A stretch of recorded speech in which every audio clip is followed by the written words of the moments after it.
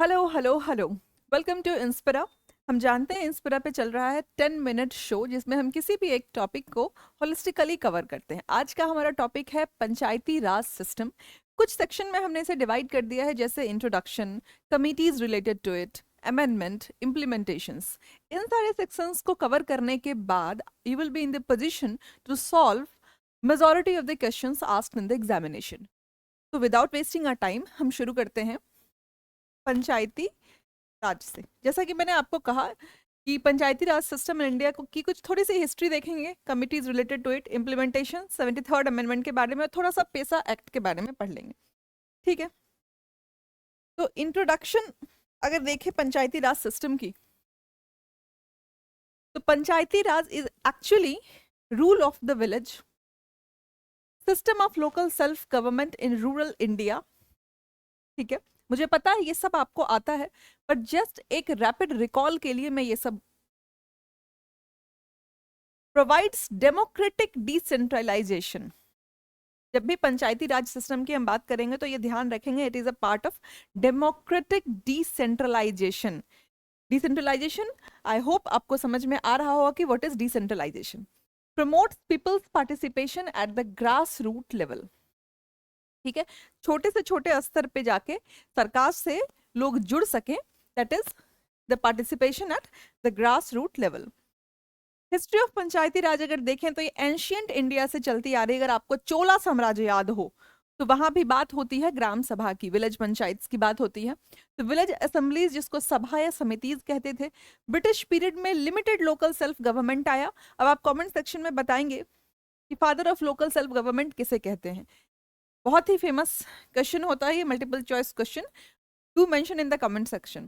Post independence की बात करें तो demand for decentralised democracy, central government को डाउनवर्ड फिल्टर करते जाएं, अगर तोड़ते जाएं, डिसेंट्रलाइज कर दें, केंद्र से हटा के हर जगह छोटा छोटा सरकार बना दें, उसका सबसेक्शन बना के, दैट इज डिसेंट्रलाइज्ड डेमोक्रेसी। ठीक है, कमिटीज एंड रिकमेंडेशंस बहुत ही इंपॉर्टेंट पार्ट है। कितने तरह के क्वेश्चन इससे बन जाते हैं। आपसे कमिटी का रिकमेंडेशन पूछ लेगा, कभी कभी क्रोनोलॉजी पूछ लेगा, कभी कभी कमिटी का नाम दे देगा, and they will ask you match the following, कि बताओ कौन सी कमिटी किससे रिलेटेड है। ठीक है, तो इन सब का, इन सब जितनी भी ये कमिटीज हैं, कमिटीज और भी हैं, ये द मोस्ट इंपॉर्टेंट कमिटीज हैं। ठीक है, इनका नाम आपको याद होना चाहिए। पहला कमिटी है बलवंत राय मेहता कमिटी। ईयर भी देखेंगे, समटाइम्स नहीं, most of the times they ask you the chronology. 1957 में ये क्या लेके आए, 3 टायर सिस्टम, है ना, ग्राम पंचायत, पंचायत समिति, जिला परिषद, ग्राम लेवल, विलेज लेवल पे, ब्लॉक लेवल पे और डिस्ट्रिक्ट लेवल पे। ठीक है, अशोक मेहता कमेटी है वो 1977 में आती है। ये 2 टायर सिस्टम को बताती है। कौन सा, एक तो मंडल, एट द लेवल ऑफ मंडल, जहाँ गांव का समूह होगा, द क्लस्टर्स ऑफ विलेज, और दूसरा जिला। इनके लिए डिसेंट्रलाइजेशन का पहला यूनिट क्या होगा, district, Mandal and district.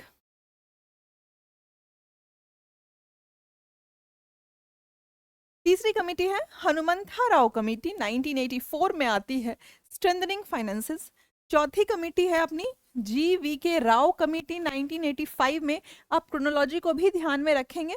PRI's focal point of rural development.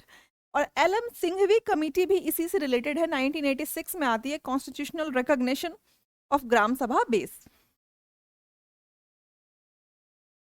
अब ये थे कमिटीज। इन कमिटीज को आप ध्यान में रखेंगे। दो बहुत ही सॉलिड चीज़ों का नॉलेज आपको होना चाहिए, दो इन्फॉर्मेशन, कि पहला स्टेट इंप्लीमेंट करने वाला था राजस्थान, 2 अक्टूबर 1959 को हुआ था, नागौर डिस्ट्रिक्ट में ये पहली बार इंप्लीमेंट किया गया था। ठीक है, दूसरा सेकंड स्टेट है आंध्र प्रदेश, और ईयर कौन सा है, 1959।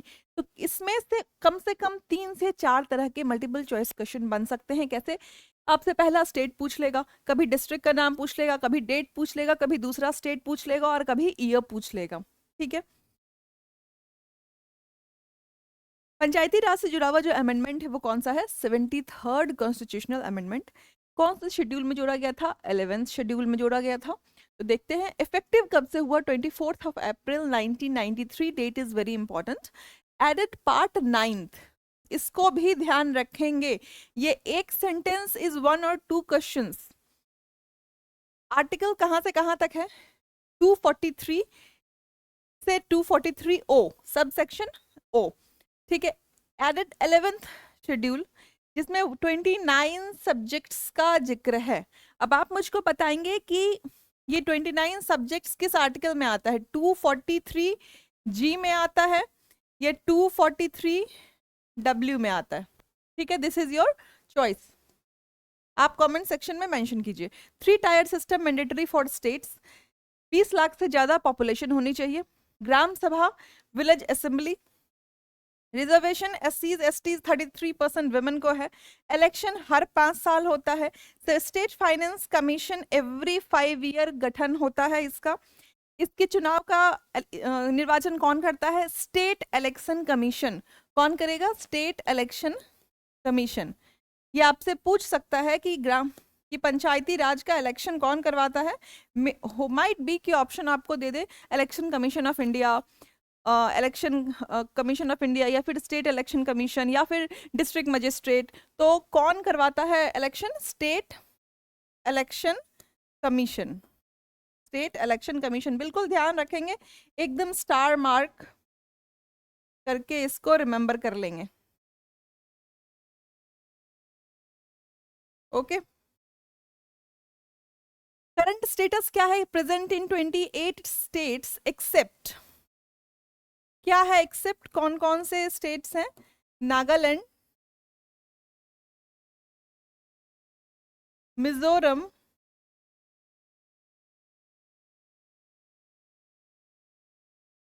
एंड मेघालय। ठीक है, यूनियन टेरिटरीज की अगर बात करेंगे तो सारे यूनियन टेरिटरीज में है except New Delhi, except New Delhi. Strengthened rural governance and planning. ठीक है, अब पेसा के बारे में देख लेते हैं कि पेसा क्या है। Panchayat extension to scheduled areas. अब शेड्यूल्ड एरियाज किस में आते हैं? शेड्यूल 5 में।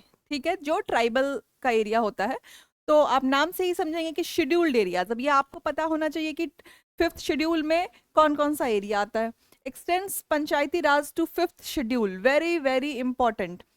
Empowers Gram Sabha in the tribal regions, control over land, water, forests, approves development plans, protects tribal culture and traditions. Okay.